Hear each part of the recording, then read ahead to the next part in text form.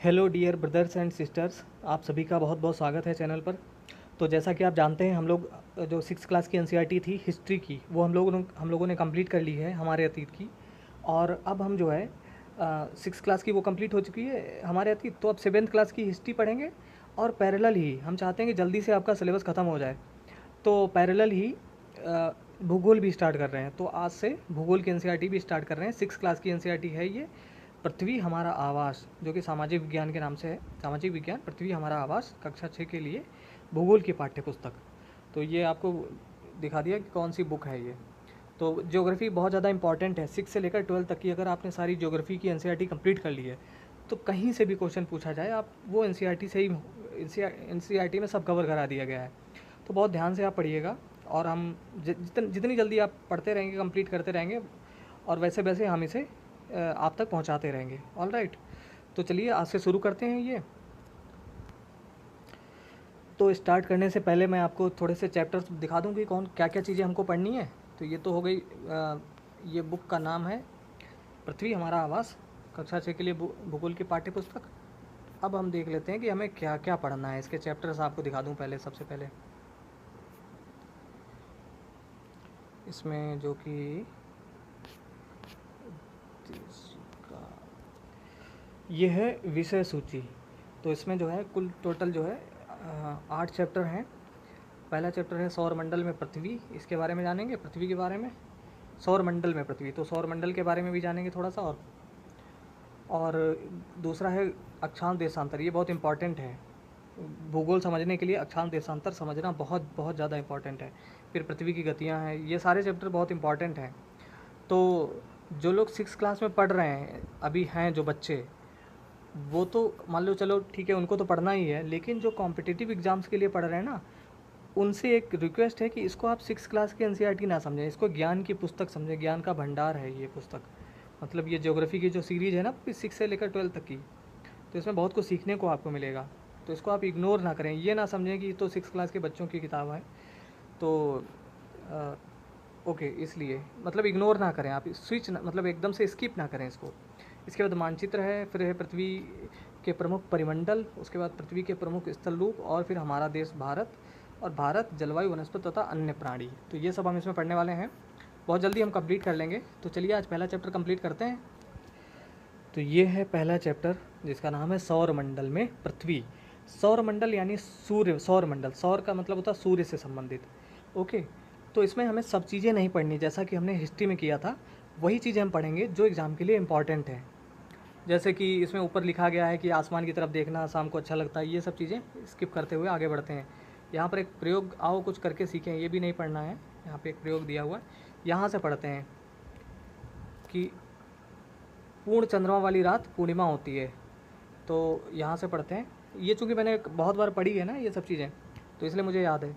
तो जब पूरा चंद्रमा आप आसमान में देखते हैं, उसे उसे ही क्या कहते हैं, पूर्णिमा कहते हैं, ये आप जानते होंगे।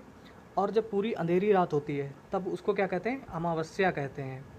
तो जब चंद्रमा की कलाएँ बढ़ती हैं, थोड़ा सा आपको बता दूँ, जैसे आप चाँद देखते हैं ना, द्विज का चाँद, द्विज का, उसके बाद थोड़ा सा चाँद और बढ़ता है और बढ़ता है और बढ़ता है, यानी जब चंद्रमा की कलाएँ बढ़ रही होती हैं तो उसको शुक्ल पक्ष बोलते हैं। हालांकि ये एनसीईआरटी में नहीं दिया गया, लेकिन आपको बता रहे हैं। तो ऐसे आधा चाँद हो जाता है, फिर और बढ़ता है, फिर एक दिन पूरा हो जाता है, यानी शुक्ल पक्ष में चाँद बढ़ता है। तो जब चाँद पूरा हो जाता है तब उसी को कहते हैं पूर्णिमा। ठीक है। अच्छा, पूर्णिमा के बाद क्या होता है, चाँद घटने लगता है, थोड़ा सा और कम होगा, ठीक है, फिर एकदम आधा रह जाएगा, फिर और कम हो जाएगा और कम हो जाएगा, फिर एकदम गायब हो जाएगा, यानी पूरी काली रात हो जाएगी, चाँद गायब हो जाएगा बिल्कुल।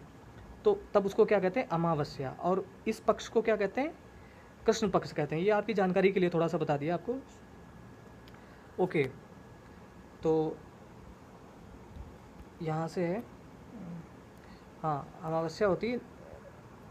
तो पूर्ण चंद्रमा वाली रात पूर्णिमा होती है। 15 दिन के बाद आप इसे नहीं देख सकते, क्योंकि यह नए चंद्रमा की रात या अमावस्या होती है। तो 15 दिन समय लगता है लगभग। ऐसी रात में अगर आसमान साफ़ है तो आप आसमान का अवलोकन अच्छी तरह से कर सकते हैं। ओके, अब यहाँ से आइए, सूर्य, चंद्रमा तथा वे सभी वस्तुएं जो रात के समय आसमान में चमकती हैं खगोलीय पिंड कहलाती हैं। तो परिभाषाएं आप थोड़ी सी लिख लें चाहें तो, या फिर याद कर लें यहाँ से ये इतनी नोट करने वाली यहाँ पे चीज़ है कि सूर्य, चंद्रमा तथा वे सभी वस्तुएं जो रात के समय आसमान में चमकती हैं खगोलीय पिंड कहलाती हैं। तो खगोलीय पिंड, क्या सूर्य खगोलीय पिंड है? हाँ। जो कुछ भी अंतरिक्ष में दिखता है वो सब, जो भी अंतरिक्ष में मौजूद है, वो जो पिंड मौजूद हैं वो सभी खगोलीय पिंड हैं, आप ऐसे समझिए। तो सूर्य, चंद्रमा या वे सभी तथा वे सभी वस्तुएं जो रात के समय आसमान में चमकती हैं खगोलीय पिंड कहलाती हैं। तो ये तो परिभाषा हो गई। कुछ खगोलीय पिंड बड़े आकार वाले तथा गर्म होते हैं। ये गैसों से बने होते हैं। इनके पास अपनी ऊष्मा तथा प्रकाश होता है जिसे वे बहुत बड़ी मात्रा में उत्सर्जित करते हैं। इन खगोलीय पिंडों को तारा कहते हैं। सूर्य भी एक तारा है। तो इनकी सबकी पहचान क्या है कि वो गैसों के बने होते हैं, उनके पास अपनी ऊष्मा और खुद का प्रकाश होता है। तो ये तारे की पहचान हो गई कि जिसके पास अपनी खुद की ऊष्मा और प्रकाश हो, गर्म हों, जो बड़े आकार के हों, तो क्या होंगे? वे तारा होंगे, जैसे कि सूर्य एक तारा है। रात के समय चमकते हुए अनगिनत तारे सूर्य के समान ही हैं, लेकिन हमसे बहुत अधिक दूर होने के कारण हम लोग उनकी ऊष्मा या प्रकाश को महसूस नहीं करते हैं तथा वे अत्यंत छोटे दिखाई पड़ते हैं। आपने अवश्य ध्यान दिया होगा कि कुछ दूरी से देखने पर सभी वस्तुएं छोटी दिखाई पड़ती हैं। अत्यधिक ऊंचाई पर उड़ रहा हवाई जहाज कितना छोटा दिखाई पड़ता है, तो ये इसलिए बताया गया है ताकि इतनी दूरी है कि सब चीज़ें छोटी दिखाई पड़ती हैं।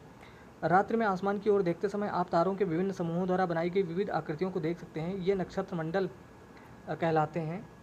तो रात में जो आकृतियाँ बनी होती हैं ना, आसमान में दिखती हैं, उनको क्या कहते हैं? नक्षत्र मंडल। यानी बहुत सारे नक्षत्र जब एक साथ होते हैं तो उसी को नक्षत्र मंडल कहते हैं। अर्सा मेजर या बिग बियर इसी प्रकार का एक नक्षत्र मंडल है। तो अर्सा मेजर क्या है या बिग बियर क्या है? एक नक्षत्र मंडल है। बहुत आसानी से पहचान में आने वाला नक्षत्र मंडल है सप्तऋषि। सप्तऋषि यानी सात, सप्त का मतलब होता है सात और ऋषि मतलब संत। यह 7 तारों का समूह है जो कि नक्षत्र मंडल अर्सा मेजर का भाग है। यानी अर्सा मेजर एक बड़ा सा नक्षत्र मंडल है, उसी का एक भाग है सप्तऋषि। तो ये चीज़ याद रखनी है आपको। और इसमें 7 तारे हैं जो कि यहाँ पर दिखाया गया है। ये जो तारे हैं ना, ये जो तारे 7 दिख रहे हैं, यही सप्तऋषि हैं। ओके,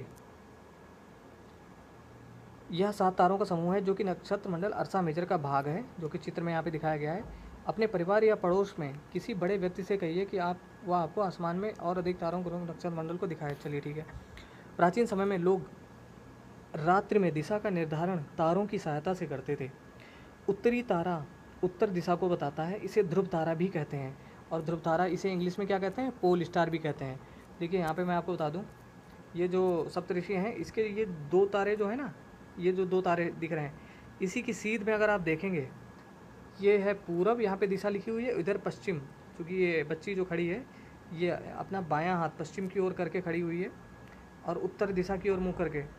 तो ये ध्रुव तारा इन्हीं 2 तारों के सीध में पड़ता है। ये पहचान है ध्रुव तारे की, और सबसे उत्तर में ही दिखता है ये।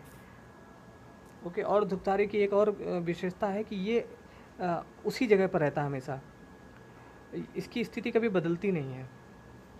मतलब बाकी तारे हैं वो एक जगह से दूसरी जगह आपको दिखेंगे। रात में जब आप देखेंगे, मान लो रात के 10 बजे आप देख रहे हैं तो सप्तऋषि यहाँ पर हैं, और 4 घंटे बाद आप रात में देखेंगे तो वो दूसरी जगह कहीं दिखाएंगे, थोड़ा सा खिसक जाते हैं जगह से। लेकिन ध्रुव तारा कभी अपनी स्थिति नहीं बदलता है।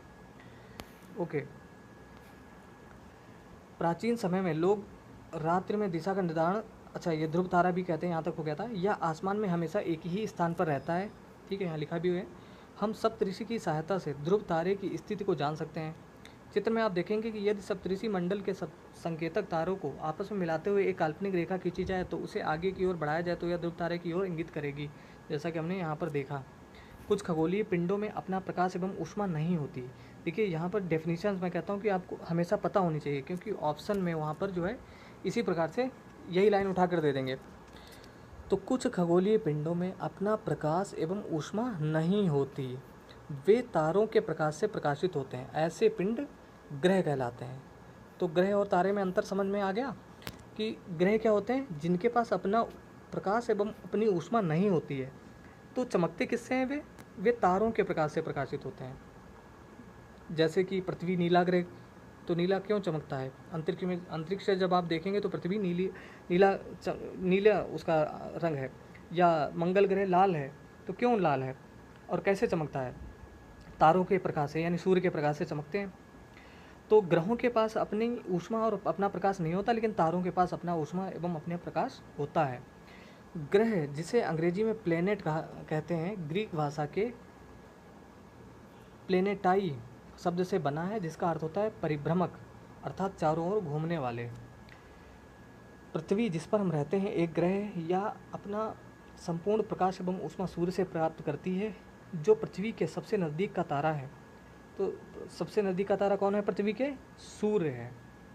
अच्छा, सूर्य के बाद दूसरा कौन सा तारा नज़दीक है? वो है प्रोक्सिमा सेंटोरी, या प्रोक्सिमा सेंचुरी भी कहते हैं कभी। ओके, पृथ्वी को बहुत अधिक दूरी से, जैसे चंद्रमा से देखने पर यह चंद्रमा की तरह चमकती हुई प्रतीत होगी। अंतरिक्ष से जब आप देखेंगे, कुछ रोचक तथ्य तो इनको भी देख लेना चाहिए। बृहस्पति, सन तथा यूरेनस के चारों ओर छल्ले हैं। ये छल्ले विभिन्न पदार्थों के असंख्य छोटे छोटे पिंडों से बनी पट्टियां हैं। पृथ्वी से इन छल्लों को शक्तिशाली दूरबीन की सहायता से देखा जा सकता है। तो कौन कौन से ग्रहों के चारों ओर छल्ले हैं? बृहस्पति के, शनि के और यूरेनस के। ओके, अभी हम मानचित्र एक नीचे देखेंगे। मानचित्र का एक चित्र देखेंगे, उसमें बहुत कुछ क्लियर हो जाएगा। उसको थोड़ा ध्यान से देखिए, यही वाला चित्र, इसी की मैं बात कर रहा हूँ। तो थोड़ा सा यहाँ पे अच्छी तरीके से आप देख लीजिए। हाँ, ये हमारा सूर्य, और क्रम से बता रहे हैं आपको। सूर्य के बाद सबसे निकट ग्रह कौन सा है? बुध है, जिसे मरकरी भी कहते हैं इंग्लिश में। उसके बाद है, बुध के बाद है शुक्र, यहाँ पे है, जिसे वीनस कहते हैं। बुध शुक्र के बाद आता है पृथ्वी, आती है पृथ्वी हमारी, तीसरा ग्रह। तो पृथ्वी कौन सा क्रम से कौन सा ग्रह है? तीसरा ग्रह है। बुध शुक्र पृथ्वी के बाद मंगल, पृथ्वी यानी अर्थ, और मंगल है, मंगल को कहते हैं इंग्लिश में मार्स। तो इंग्लिश में भी आप नाम याद रखिए। और इसके बाद यहाँ पे क्षुद्र ग्रहों की पट्टी है, आप ये देख पा रहे हैं? क्षुद्र ग्रहों की पट्टी, असंख्य छोटे छोटे नन्हे, ये जो देख रहे हैं ना पट्टी, ये। और इसके बाद है बुध शुक्र पृथ्वी मंगल, उसके बाद है बृहस्पति, जुपिटर इसका नाम है इंग्लिश में। बृहस्पति के बाद है शनि, जिसे सैटर्न कहते हैं। उसके बाद है यूरेनस, और हिंदी में इसको अरुण कहते हैं, अरुण। और उसके बाद है नेपच्यून, जिसे हिंदी में वरुण कहते हैं।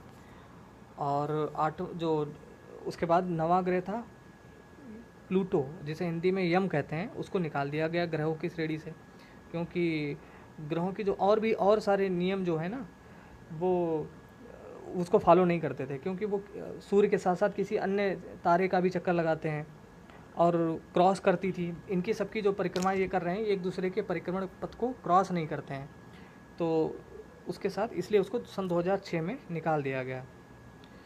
ओके, यहाँ पे कुछ और दिया गया है एक चीज़, दूरी मिलियन किलोमीटर में। तो ये तो आपको पता ही होगा, लेकिन फिर भी जिनको नहीं पता आप याद रख लिए कि 1 मिलियन इक्वल टू होता है 10 लाख। तो चाहे किलोमीटर हो कुछ भी हो, 1 मिलियन इक्वल टू 10 लाख, ठीक है। अगर 1 मिलियन डॉलर रुपए में बात की जाए तब भी। और 1 बिलियन कितना होता है? तो 1 बिलियन होता है 1 अरब। कंफ्यूज मत होइएगा, यहाँ 10 लाख होता है 1 मिलियन, लेकिन 1 बिलियन 1 अरब होता है, 10 अरब नहीं, 1 अरब। और 1 मिलियन 10 लाख होता है, तो ये थोड़ा सा याद रखिए। यहाँ पे परिक्रमण दिया गया है कि बुध जो है सूर्य के चारों ओर एक परिक्रमण मतलब एक पूरी परिक्रमा 88 दिन में कर लेता है बुध, यानी जल्दी कर लेता है। और अपने अक्ष पर घूर्णन 59 दिन में कर पाता है। और ये दिन यहाँ ये जो इकाई है ना, ये पृथ्वी के दिन का है, मतलब पृथ्वी पर जो 24 घंटे का एक दिन होता है ना, उसके वो एक मापक यहाँ पे दिया गया है। ऐसे शुक्र जो है पृथ्वी के चारों ओर, इसका परिक्रमण काल 255 दिन है। हालांकि ये पूछा नहीं जाता है, लेकिन आपसे पूछा जा सकता है इस तरीके से। ये नहीं पूछा जाएगा कि बुध का परिक्रमण काल कितना है, आपसे ये पूछा जा सकता है कि निम्न 4 ग्रहों को उनके बढ़ते हुए परिक्रमण काल में सजाइए, ठीक है, या घटते हुए में सजाइए, और आपको बुध दे देंगे, बृहस्पति दे देंगे, यूरेनस दे देंगे, ठीक है, इसी तरीके से। तो आप थोड़ा सा समझ लीजिए कि जो नज़दीक ग्रह है ना, जैसे बुध नज़दीक है तो इसका ये परिक्रमा जल्दी कर लेता है, और जैसे दूर होते चले आएंगे वैसे वैसे परिक्रमण काल उनका बढ़ता जाएगा। अच्छा, यहाँ पे एक और इम्पॉर्टेंट चीज़ दी गई है कि बुध, इसके कोई उपग्रह नहीं है, शुक्र के भी नहीं दिए गए हैं, पृथ्वी का एक चंद्रमा 365 दिन में एक परिक्रमा पूरी करती है, और चंद्रमा की संख्या एक है, चंद्रमा यानी उपग्रह। मंगल, मंगल 687 दिनों में पूरी परिक्रमा करता है, और अपने अक्ष पर घूर्णन एक दिन का समय लगाता है पृथ्वी की तरह। और इसके चंद्रमा यानी इसके उपग्रहों की संख्या कितनी है? 2 है। यानी मंगल के कितने उपग्रह हैं? 2 उपग्रह हैं। आप याद रखिए, बहुत इंपॉर्टेंट है क्योंकि न्यूज़ में रहता ही है मंगल ग्रह। ओके, अच्छा, ये चारों ग्रह बुध, शुक्र, पृथ्वी, मंगल, ये आंतरिक ग्रह कहलाते हैं। आंतरिक ग्रह 8 ग्रह हैं, तो 4 ग्रह आंतरिक ग्रह हैं और बाकी के 4 ग्रह बाह्य ग्रह हैं। ये यहाँ पे लिखा हुआ है बाह्य ग्रह, ये थोड़ा ध्यान से समझिए, ये बाह्य ग्रह हैं। तो 5, 6, 7, 8 ये बाह्य ग्रह हैं, और बुध, शुक्र, पृथ्वी, मंगल यानी 1, 2, 3, 4 ये जो है आंतरिक ग्रह हैं। तो यहाँ से समझ लीजिए, ये जो क्षुद्र ग्रहों की पट्टी है ना, इसके पहले के 4 ग्रह यानी बुध, शुक्र, पृथ्वी, मंगल, ये सभी आंतरिक ग्रह कहलाते हैं, और ये ठोस हैं। और बाकी ये द्रव या गैसों से बने हैं बाह्य ग्रह, ओके, जिनके बारे में हम अभी और थोड़ा सा पढ़ेंगे। तो आंतरिक ग्रह सूर्य के बहुत नज़दीक हैं, ये चट्टानों से बने हैं। तो बुध, शुक्र, पृथ्वी, मंगल चट्टानों से बने हैं, और बाह्य ग्रह सूर्य से बहुत दूर हैं तथा बहुत बड़े आकार के हैं। ये गैस तथा तरल पदार्थों से बने हैं। ये बहुत इंपॉर्टेंट फैक्ट है यहाँ पर कि जो बृहस्पति, शनि और यूरेनस, नेपच्यून है ना, ये 4 ग्रह, ये गैसों के और तरल पदार्थों से बने हैं, चट्टानों से नहीं बने हैं। चट्टानों से कौन कौन से बने हैं? बुध, शुक्र, पृथ्वी, मंगल। अच्छा, बृहस्पति सूर्य के चारों ओर परिक्रमा, ये काफ़ी लंबे समय, चूँकि दूरी ज़्यादा है इसलिए जो है ये 11 साल 11 महीने, लगभग 12 साल लगता है इसको परिक्रमा करने में। और इसके चंद्रमों की संख्या यहाँ पे 16 लिखी है, लेकिन चूँकि समय समय पर जो साइंटिस्ट होते हैं लगे रहते हैं ना रिसर्च करने में, तो उनको बहुत सारे चंद्रमा मिलते हैं। तो अब इनकी संख्या जो है इससे भी ज़्यादा है प्राप्त, मतलब उनको खोज लिया गया है। शनि के जो उपग्रह हैं उनकी संख्या भी 30 से अधिक लिखी हुई ना। अब 30 से अधिक कितनी है? उस शायद 60 के आसपास है, तो इसको तो गूगल करके आप देख सकते हैं। ओके, और यहाँ पर जो है यूरेनस और नेपच्यून, तो इनके सबके जो है जैसे जैसे दूरी बढ़ेगी, जैसे आप नेपच्यून चूँकि सबसे लास्ट में 8वां ग्रह है, तो इसका परिक्रमण काल 164 साल है, यानी बहुत साल। मतलब पृथ्वी तो 1 साल में कर लेती है, लेकिन ये 164 साल यानी बहुत लंबा समय लगता है। ओके, तो ये इम्पॉर्टेंट था यहाँ पर कुछ। आसमान में दिखने वाला चंद्रमा एक उपग्रह है। यह हमारी पृथ्वी का सहचर है तथा इसके चारों ओर चक्कर लगाता है। हमारी पृथ्वी के समान 7 अन्य ग्रह हैं जो सूर्य से प्रकाश एवं ऊष्मा प्राप्त करते हैं। उनमें से कुछ के पास अपने चंद्रमा भी हैं, यानी उनके उपग्रह। अच्छा, यहाँ क्या आप जानते हैं, पौराणिक रोमन कहानियों में सोल सूर्य देवता को कहा जाता है। सौर शब्द का अर्थ है सूर्य से संबंधित, इसीलिए सूर्य के परिवार को सौर मंडल यानी सोलर सिस्टम कहा जाता है। सौर शब्द का उपयोग करते हुए और अधिक शब्दों को लिखें तो सौर ऊर्जा हो जाएगा। और क्या, शब्द की उत्पत्ति, इसके बारे में जान लेते हैं, फिर और पढ़ते हैं। ऐसे बहुत से शब्द जिनका उपयोग हम एक भाषा में करते हैं, अक्सर वे दूसरी भाषाओं के लिए किए गए शब्द हो सकते हैं। उदाहरण के लिए ज्योग्राफी एक अंग्रेजी शब्द है। यह ग्रीक भाषा से लिया गया शब्द है जिसका अर्थ है पृथ्वी का विवरण। यह 2 ग्रीक शब्दों से मिलकर बना है, जिसमें जी शब्द का अर्थ है पृथ्वी एवं ग्राफिया का अर्थ है लिखना। आइए पृथ्वी के संबंध में और अधिक जानें। तो अब जियोलॉजी का अर्थ क्या होता है? पृथ्वी का अध्ययन। जियोमेट्री का मतलब पृथ्वी का मापन। जियोइड इसका मतलब पृथ्वी के आकार के अनुरूप। तो यहाँ पे कुछ चीज़ें होती हैं, इनको भी अच्छी तरीके से पढ़ लेना चाहिए। अब है सौर मंडल। सूर्य, 8 ग्रह, उपग्रह एवं कुछ अन्य खगोलीय पिंड जैसे क्षुद्र ग्रह एवं उल्का पिंड मिलकर सौर मंडल का निर्माण करते हैं। तो यहाँ पे एक बहुत इंपॉर्टेंट चीज़ मिल गई कि केवल ग्रह उपग्रह मिलकर ही नहीं, मतलब सूर्य और ग्रह उपग्रह मिलकर ही नहीं, बल्कि सूर्य, 8 ग्रह और उनके उपग्रह तथा कुछ अन्य खगोलीय पिंड जैसे कि क्षुद्र ग्रह एवं उल्का पिंड, ये सब मिलकर सौर मंडल का निर्माण करते हैं। उसे हम सौर परिवार का नाम देते हैं, जिसका मुखिया सूर्य है। तो अब एक एक करके समझते हैं सूर्य के बारे में। सबसे पहले सूर्य सौर मंडल के केंद्र में स्थित है और इसी के चारों ओर सारे ग्रह चक्कर लगाते हैं। यह बहुत बड़ा है एवं अत्यधिक गर्म गैसों से बना हुआ है। इसका खिंचाव बल इससे सौरमंडल को बांधे रखता है। सूर्य सौरमंडल के लिए प्रकाश एवं ऊष्मा का एकमात्र स्रोत है, लेकिन हम इसकी अत्यधिक तेज ऊष्मा को महसूस नहीं करते हैं, क्योंकि सबसे नज़दीक का तारा होने के बावजूद यह हमसे बहुत दूर है। तो हमारा सबसे नज़दीक का तारा कौन है? सूर्य ही तो है। तारे की बात कर रहे हैं। यह हमसे बहुत दूर है। सूर्य पृथ्वी से लगभग 15 करोड़ किलोमीटर दूर है, तो बहुत दूर है। अब है ग्रहों के बारे में। हमारे सौरमंडल में 8 ग्रह हैं। सूर्य से दूरी के अनुसार वे हैं बुध, जैसा कि हमने देखा था, बुध, शुक्र, पृथ्वी, मंगल, बृहस्पति, शनि, यूरेनस, नेपच्यून। तो ये एक लाइन का गाना आप याद कर लो पूरा, बुध, शुक्र, पृथ्वी, मंगल, बृहस्पति, शनि, यूरेनस, नेपच्यून। ठीक है, या फिर ऐसे याद कर लो कि जो आंतरिक ग्रह हैं 4, बुध, शुक्र, पृथ्वी, मंगल, और फिर बाह्य ग्रह हैं बृहस्पति, शनि, यूरेनस, नेपच्यून। तो ऐसे जल्दी याद हो जाएगा। और आंतरिक ग्रह क्या हैं? चट्टानों के बने हैं। बाह्य ग्रह हैं जो वो द्रव और गैसों से बने हैं। ओके, यहाँ पे कुछ दिया गया है। सूर्य से उनकी दूरी के अनुसार अंग्रेजी में ग्रहों के नाम याद रखने का आसान तरीका है, my very efficient mother just served us nuts. तो ये लाइन भी आप याद रख सकते हैं, इंग्लिश में है, अगर आपको आसान नहीं लगे तो। ये मरकरी, वीनस, अर्थ, ठीक है, मार्स, ऐसे जुपिटर, सैटर्न, यूरेनस, नेपच्यून, ऐसे करके याद कर सकते हैं इंग्लिश में भी। ओके, अब है सौरमंडल के सभी 8 ग्रह एक निश्चित पथ पर सूर्य का चक्कर लगाते हैं। ये रास्ते दीर्घ वृत्ताकार में फैले हुए हैं। तो चक्कर लगाने का उनका रास्ता कैसा है? दीर्घ वृत्ताकार है। तो वहाँ पर ऑप्शन में अगर पूछा जाएगा तो ऑप्शन में दे देंगे कि वृत्ताकार है, परवलय आकार है, या कैसा है, या दीर्घ वृत्ताकार है। तो ये कक्षा कहलाते हैं। तो ये जो पथ होता है इसको क्या कहते हैं? कक्षा कहते हैं। बुध सूर्य के सबसे नज़दीक है। अपनी कक्षा में सूर्य के चारों ओर एक चक्कर लगाने में इसे केवल 88 दिन लगते हैं। शुक्र को पृथ्वी का जुड़वां ग्रह माना जाता है। तो पृथ्वी का जुड़वां ग्रह किसे माना जाता है? शुक्र को, क्योंकि इसका आकार एवं आकृति लगभग पृथ्वी के ही समान है। तो यहाँ पर एक बहुत कन्फ्यूजिंग चीज़ आपकी क्लियर हो गई होगी कि पृथ्वी का जुड़वां ग्रह मंगल को नहीं कहा जाता है, शुक्र को कहा जाता है। ठीक है, अभी तक प्लूटो भी एक ग्रह माना जाता था, परंतु जो कि हमने आपको ऊपर बताया था अभी तक प्लूटो को भी ग्रह माना जाता था, परंतु अंतर्राष्ट्रीय खगोलीय संगठन ने अपनी बैठक अगर 2006 में यह निर्णय लिया कि कुछ समय पहले खोजे गए अन्य खगोलीय पिंड तथा प्लूटो बौने ग्रह कहे जा सकते हैं। मतलब इनको ग्रह की श्रेणी से निकाल दिया गया, लेकिन बौने ग्रह की श्रेणी में डाल दिया गया इसको। अब क्यों?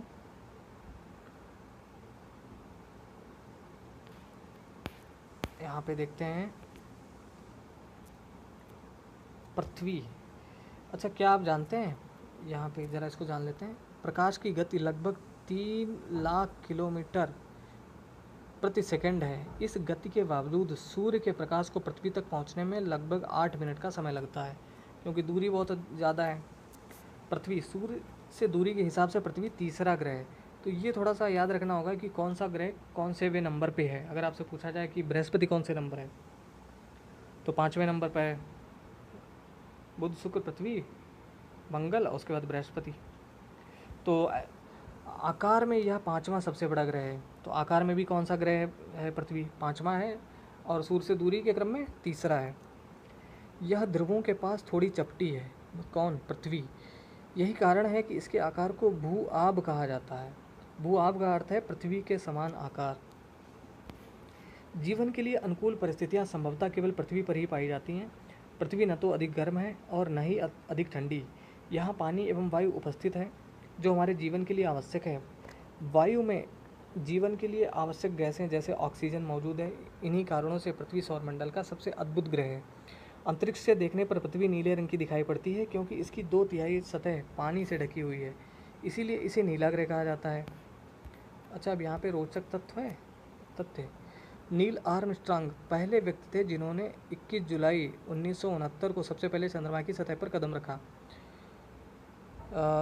तो चंद्रमा की सतह पर सबसे पहले कौन गया था? Neil Armstrong. कब गए थे? 21 जुलाई 1969 को। तो आप इतना याद रखो कि 1969 को गए थे, और सबसे पहला कदम किसने रखा था? नील आर्मस्ट्रांग ने। चंद्रमा, हमारी पृथ्वी के पास केवल एक उपग्रह है जो कि है चंद्रमा। और हमने अभी आपको बताया था कि मंगल के कितने ग्रह हैं? 2 उपग्रह हैं मंगल के। ओके, हमारी पृथ्वी के पास केवल एक उपग्रह है चंद्रमा। इसका व्यास पृथ्वी के व्यास का केवल 1/4 है। तो चंद्रमा का व्यास कितना है? पृथ्वी के व्यास का 1/4। यह इतना बड़ा इसलिए प्रतीत होता है क्योंकि यह हमारे ग्रह से अन्य खगोलीय पिंडों की अपेक्षा नज़दीक है। तो ये कितना नज़दीक है? यह हमसे 3,84,400 किलोमीटर दूर है। तो ये दूरी आपको पता होनी चाहिए। ये एग्जैक्ट दूरी पूछ लेते हैं क्योंकि भाई हमारे सबसे नज़दीक जो है उपग्रह चंद्रमा ही है, तो हमारा पृथ्वी का उपग्रह है, तो इसकी दूरी पता होनी चाहिए। अब आप पृथ्वी से सूर्य एवं चंद्रमा की दूरियों की तुलना कर सकते हैं। उपग्रह एक खगोलीय पिंड है जो ग्रहों के चारों ओर उसी प्रकार चक्कर लगाता है जिस प्रकार ग्रह सूर्य के चारों ओर चक्कर लगाते हैं। तो जैसे हमने ऊपर देखा कि जो सूर्य के चारों ओर लगाते हैं चक्कर ग्रह, उसी प्रकार से ग्रह भी मतलब ग्रहों के चारों ओर उपग्रह चक्कर लगाते हैं। कुछ उपग्रह वो प्राकृतिक होते हैं जैसे कि चंद्रमा है, और कुछ मानव निर्मित हैं। जैसे कि मानव निर्मित उपग्रह एक कृत्रिम पिंड है या वैज्ञानिकों के द्वारा बनाया गया है जिसका उपयोग ब्रह्मांड के बारे में जानकारी प्राप्त करने एवं पृथ्वी पर संचार माध्यम के लिए किया जाता है। इसे रॉकेट के द्वारा अंतरिक्ष में भेजा जाता है एवं पृथ्वी की कक्षा में स्थापित कर दिया जाता है। अंतरिक्ष में उपस्थित कुछ भारतीय उपग्रह इनसेट, IRS इनसेट इत्यादि हैं। तो बहुत सारे उपग्रह हैं। इसी तरीके से भेजा जाता है। रॉकेट का प्रक्षेपण यानी रॉकेट भेजा जाता है, फिर रॉकेट से ये चीज़ें अलग हो जाती हैं जिनको अलग निकालना होता है, और फिर उपग्रह को कक्षा में प्रवेश मिल जाता है और फिर वो घूमता रहता है चारों ओर।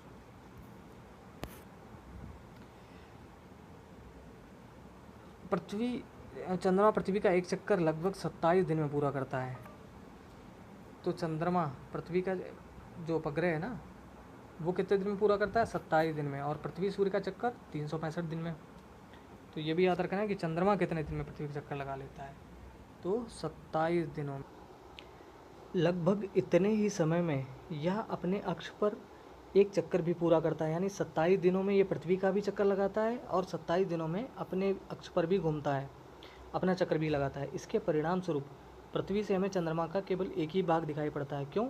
क्योंकि जैसे जैसे पृथ्वी घूमती है वैसे वैसे चंद्रमा भी घूमता है। मतलब ये खुद का भी, मतलब जैसे जैसे चंद्रमा पृथ्वी का चक्कर लगाता है और खुद का भी अपना घूर्णन करता रहता है अपने अक्ष पर भी, तो इसीलिए 27 दिन इसको पृथ्वी का चक्कर लगाने में लगता है और 27 दिन में ही अपना भी चक्कर लगाता है। तो केवल एक ही भाग हम इसका देख पाते हैं हमेशा। चंद्रमा की परिस्थितियाँ जीवन के लिए अनुकूल नहीं हैं। यहाँ न पानी है न वायु। इसकी सतह पर पर्वत, मैदान एवं गड्ढे हैं जो चंद्रमा की सतह पर छाया बनाते हैं। पूर्णिमा के दिन चंद्रमा पर इसकी छाया को देखा जा सकता है। ठीक है, अब बात करते हैं क्षुद्र ग्रह। क्षुद्र ग्रह क्या होते हैं? इस तरीके के होते हैं। यहाँ पे जैसे चित्र बना हुआ है, तारों, ग्रहों एवं उपग्रहों के अतिरिक्त असंख्य छोटे पिंड भी सूर्य के चारों ओर चक्कर लगाते हैं। इन पिंडों को क्षुद्र ग्रह कहते हैं। ये मंगल एवं बृहस्पति की कक्षाओं के बीच पाए जाते हैं, जैसा कि हमने ऊपर एक पट्टी में देखा था। बृहस्पति के वैज्ञानिकों के अनुसार क्षुद्र ग्रह के ही भाग होते हैं जो कि बहुत वर्ष पहले विस्फोट के बाद ग्रहों से टूटकर अलग हो गए थे। उल्कापिंड क्या होते हैं? सूर्य के चारों ओर चक्कर लगाने वाले पत्थरों के छोटे छोटे टुकड़ों को उल्कापिंड कहते हैं। तो ये सारी परिभाषाएं आप नोट कर लिया करो कि क्षुद्र ग्रह किन्हें कहते हैं, उल्कापिंड किन्हें कहते हैं। तो एक लाइन में देखिए पता चल गया कि सूर्य के चारों ओर चक्कर लगाने वाले पत्थरों के छोटे छोटे टुकड़ों को उल्कापिंड कहते हैं। कभी कभी ये उल्कापिंड पृथ्वी के इतने नज़दीक आ जाते हैं कि इनकी प्रवृत्ति पृथ्वी पर गिरने की होती है। इस प्रक्रिया के दौरान वायु के साथ घर्षण होने के कारण ये गर्म होकर जल जाते हैं। तो चूँकि काफ़ी ऊंचाई से गिर रहे होते हैं, तो जब पृथ्वी के वायुमंडल में ये प्रवेश करते हैं ना उल्कापिंड, तो पृथ्वी पर पहुंचने से पहले चूँकि माध्यम में प्रवेश उनको मिल जाता है, तो घर्षण इतना तेज होता है उस माध्यम के साथ, तो उससे चिंगारियाँ निकलती हैं और वो भस्म हो जाते हैं, जलकर राख हो जाते हैं, पृथ्वी पर गिर नहीं पाते हैं, तो गर्म होकर जल जाते हैं। फलस्वरूप चमकदार प्रकाश उत्पन्न होता है। कभी कभी कोई उल्का पूरी तरह जले बिना पृथ्वी पर गिरता है, जिससे धरातल पर गड्ढे बन जाते हैं। तो ये बहुत खतरनाक भी होता है। क्या आपने तारों वाले खुले आकाश में एक ओर से दूसरी ओर तक फैली चौड़ी सफ़ेद पट्टी की तरह एक चमकदार रास्ते को देखा? यह लाखों तारों का समूह है। यह पट्टी आकाश गंगा यानी मिल्की वे है। हमारा सौरमंडल इस आकाश गंगा का एक भाग है। प्राचीन भारत में इसकी कल्पना आकाश में प्रकाश की एक बहती नदी से की गई थी। इस प्रकार इसका नाम आकाश गंगा पड़ा, क्योंकि गंगा एक नदी है हमारे देश में और प्राचीन समय पहले भी इसको जब अंतरिक्ष में देखा जाता था तो यही माना जाता था कि ये भी अंतरिक्ष में बहती हुई कोई नदी है, इसीलिए इसको आकाश की गंगा यानी आकाश गंगा नाम इसका रख दिया गया। आकाश गंगा करोड़ों तारों, बादलों तथा गैसों की एक प्रणाली है। इस प्रकार की लाखों आकाश गंगाएं मिलकर ब्रह्मांड का निर्माण करती हैं। ब्रह्मांड की विशालता की कल्पना करना अत्यधिक कठिन है। वैज्ञानिक अभी भी इसके बारे में अधिक से अधिक जानकारी एकत्र करने में जुटे हैं। इसके आकार के संबंध में हमें कोई जानकारी नहीं है, लेकिन फिर भी हम जानते हैं कि हम सभी इसी ब्रह्मांड का हिस्सा हैं। ओके, अब यहाँ पे है क्या ब्रह्मांड के साथ अपना संबंध बता सकते हैं? आप पृथ्वी पर हैं तथा पृथ्वी सौरमंडल का एक भाग है। हमारा सौरमंडल आकाशगंगा यानी मिल्की वे का एक भाग है जो कि ब्रह्मांड का हिस्सा है। ब्रह्मांड से जुड़े इस तथ्य पर विचार कीजिए कि इसमें लाखों आकाशगंगाएं मौजूद हैं। तो ये तो आप समझ गए होंगे। ये सारे यहाँ पे क्वेश्चन हैं जिनको आप बहुत आसानी से कर सकते हैं। अब किस ग्रह को पृथ्वी के जुड़वां ग्रह के नाम से जाना जाता है? तो शुक्र को। सूर्य से तीसरा सबसे नज़दीक ग्रह कौन सा है? हमारी पृथ्वी है।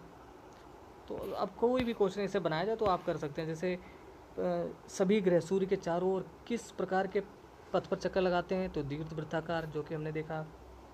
ध्रुव तारे से किस दिशा का ज्ञान होता है? उत्तर दिशा का। क्षुद्र ग्रह किन कक्षाओं के बीच पाए जाते हैं? मंगल एवं बृहस्पति। इसके बाद खाली स्थान, ये सब आप कर लोगे, बहुत आसान है। तो दोस्तों ये चैप्टर कैसा रहा? अगर आपको समझ में आया तो आप प्लीज़ कमेंट में करके बताएं कैसा रहा। अगर आपका कोई क्वेश्चन है तो प्लीज़ आप कमेंट करें। अगर ये वीडियो अच्छा लगा हो तो आप इसको लाइक कर दें, और चैनल पर नया आए हैं तो प्लीज़ सब्सक्राइब कर लें और बेल आइकन को प्रेस करें, ताकि जैसे ही हम कोई वीडियो अपलोड करें तो आपके पास नोटिफिकेशन मिल जाए आपको।